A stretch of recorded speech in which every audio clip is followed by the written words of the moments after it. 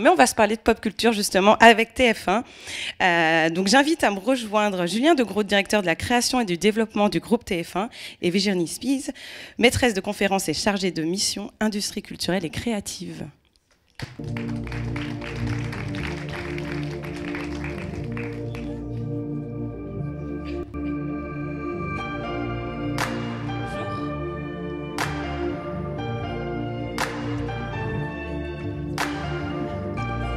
Bonjour, bonjour à tous. Bonjour. Bonjour à tous les deux. Alors, effectivement, on va essayer de prendre un peu de hauteur pour commencer sur ce terme de pop culture. Alors, Virginie, vous êtes chercheuse. On espère trouver des réponses avec vous. Est-ce que vous pourriez commencer par nous dire ce qu'on appelle communément la pop culture, et est-ce que c'est la même chose que la culture populaire ?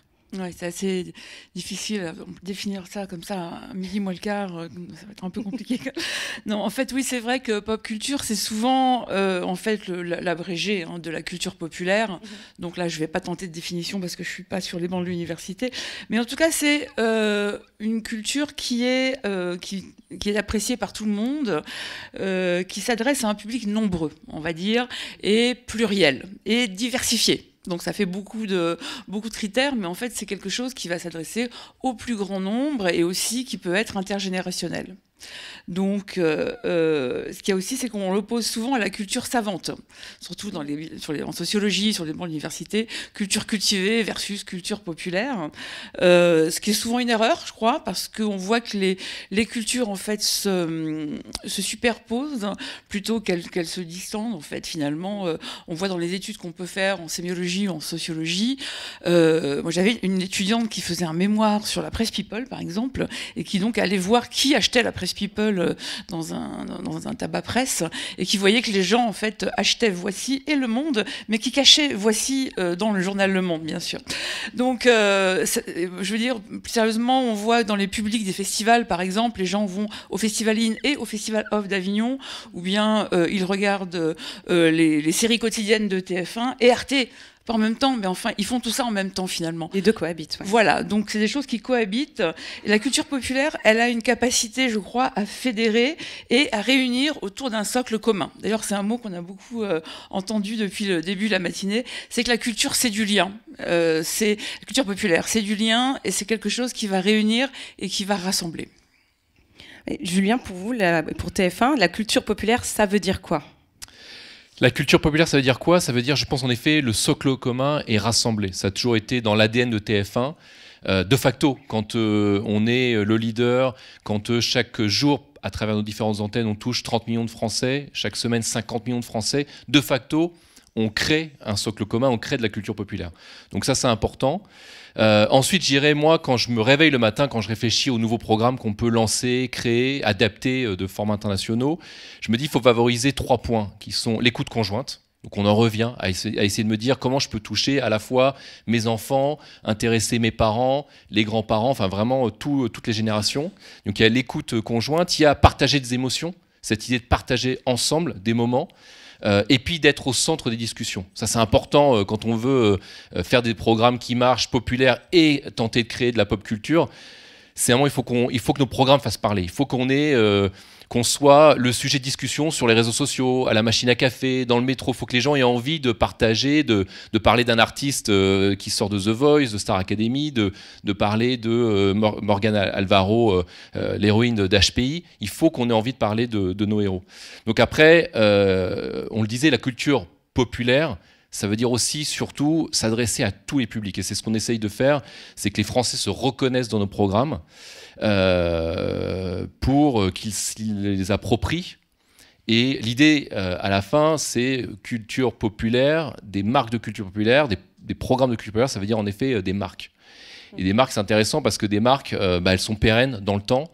Donc, en tant que diffuseur, on est là pour faire des succès, on est là pour tenter que les gens reviennent sur nos programmes d'année en année. Donc, rentrer dans la culture populaire, c'est aussi s'assurer que les gens reviennent.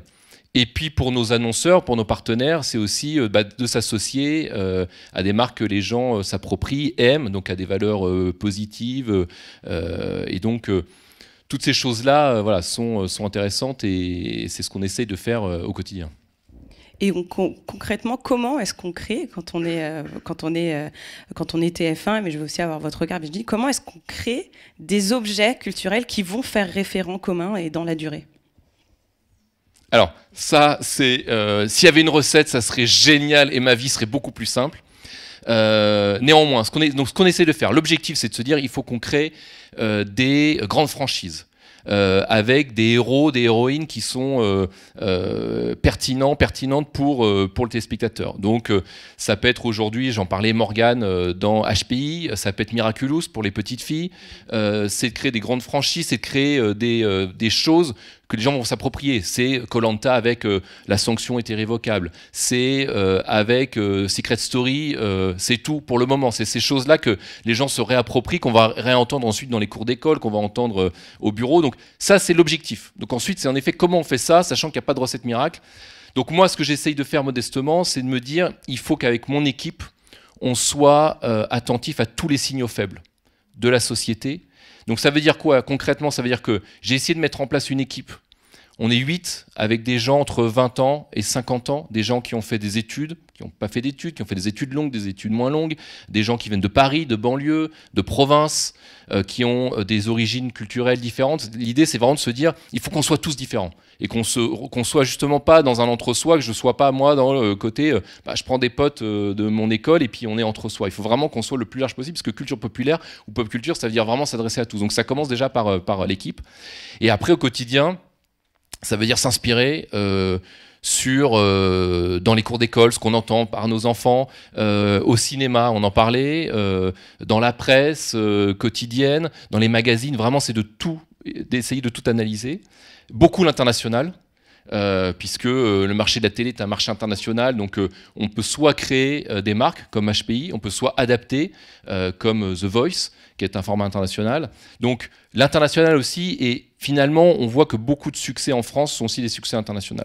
Là, je reviens de 10 jours, cette chance, je reviens de 10 jours à Los Angeles, où j'ai rencontré tous mes homologues de tous les gros networks américains, mais aussi les streamers, les Netflix, les Prime Amazon, tous les producteurs, les créateurs de contenu là-bas. Et c'est cette idée-là aussi, c'est d'aller chercher l'inspiration et de voir ce qui fait la pop culture là-bas peut aussi faire la pop culture aussi chez nous, et ce qui fait la pop culture chez nous peut aussi faire la pop culture aussi là-bas. Je reprends l'exemple d'HPI, qui est un très très beau succès, qui est vraiment, pour le coup, un exemple récent de pop culture, avec des millions et des millions de téléspectateurs sur TF1 et TF1+. Le programme a été adapté aux États-Unis. Donc on voit, on a souvent l'impression qu'on importe des programmes, c'est aussi dans l'autre sens.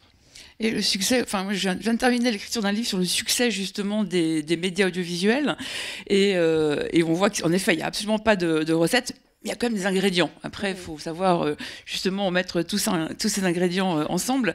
Ce qui fait aussi le succès de programmes télé, c'est la notion de rendez-vous. Ça a été évoqué d'ailleurs ce terme aussi ce matin. Le rendez-vous, c'est essentiel en fait.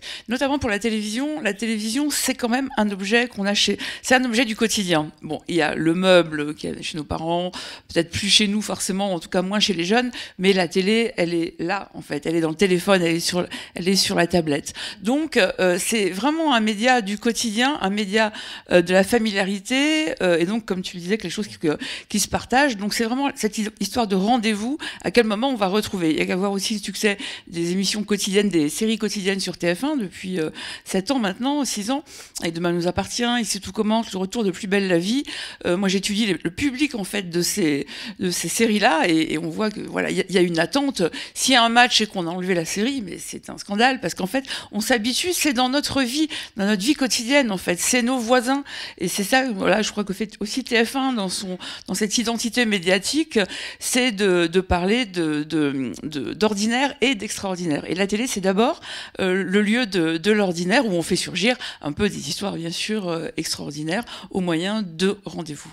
Parce que l'enjeu, c'est justement comment est-ce qu'on arrive à créer et faire durer ces rendez-vous, là où la place quand même de la télévision, comme vous le dites, enfin, la consommation de la télévision est un peu fracturée. Le rendez-vous n'est pas, en tout cas, la grande messe que l'on pouvait avoir tous dans la même pièce à regarder au même moment le même contenu. C'est vrai que c'est différent, mais tout de même, il y a quand même il y a quand même du rendez-vous. Quand on voit les audiences en linéaire, et ça tu en parleras mieux que moi, et les audiences après de rattrapage sur TF1+, les deux aujourd'hui se complètent pleinement.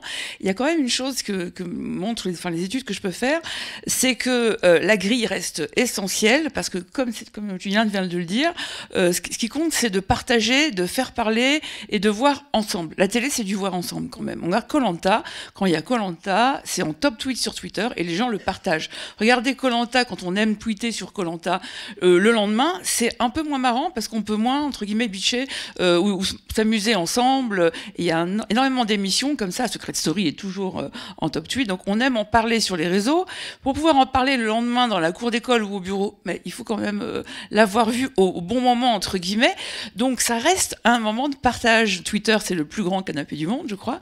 Et c'est vraiment l'idée d'en parler. Pour en parler, il faut le partager, il faut le voir ensemble. Donc ça reste quand même des audiences qui sont assez importantes. Oui, parce que les usages changent.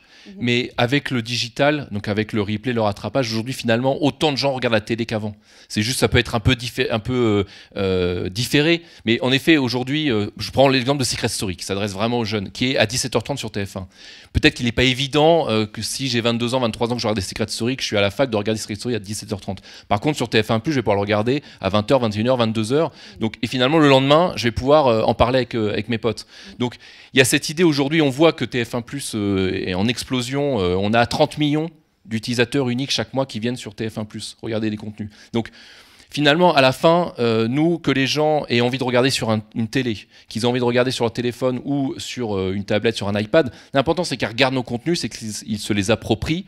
Et c'est notre mission, et c'est un peu... moi, c'est mon kiff, c'est de me dire aujourd'hui comment je fais des programmes qui sont vus, qui sont partagés et qui surtout sont un socle commun. Sur les réseaux sociaux, il y a quelque chose qui est assez niche, qui est assez individualiste. Là, finalement, nous, c'est le partage et comment à chaque fois on crée des choses. Je prends un exemple de Ninja Warrior. Ninja Warrior, j'ai bossé pendant 6-8 mois avec les Japonais, parce que c'est un programme japonais, pour travailler à l'adaptation française. Aujourd'hui, qu'est-ce que je suis fier quand je vais en province dans des accrobranches et que je vois des parcours ninja, que je vois que mes enfants se sont appropriés les termes de ninja, Ninja Warrior. Donc, oui, la télévision, et en l'occurrence TF1, par cette force de frappe, et par les millions de gens qu'on touche chaque jour et chaque semaine, je pense qu'on a les outils et on a cette mission quelque part, malgré nous, de facto, de créer de la culture populaire. On le voit, un autre exemple avec Pierre Garnier, le dernier gagnant de la Star Academy. Donc il met en ligne son titre. Je crois qu'en 24 heures, il a 2 millions de streams. Aujourd'hui, il doit être à 50 millions de streams. C'est dans l'histoire de la télévision française, de l'industrie musicale française, il n'y a pas eu un artiste qui a fait autant de streams. On est bien au-delà de la musique urbaine, des rappeurs qui d'habitude trustent les meilleures places. Donc on a cette capacité, heureusement, c'est notre mission et c'est ce qu'on aime faire, de faire du divertissement, de toucher le public, de toucher le cœur des gens. C'est notre credo, c'est les Français ensemble. Et là, on a parlé de programmes, de fiction, de divertissement. Il y a aussi tout le volet sport et info, qui là, pour le coup, en plus, ont une dimension de live, où là, vraiment, les Français se rassemblent ensemble. Là, pour le coup, généralement, devant la télé, parce qu'on regarde la finale de Coupe du Monde tous ensemble.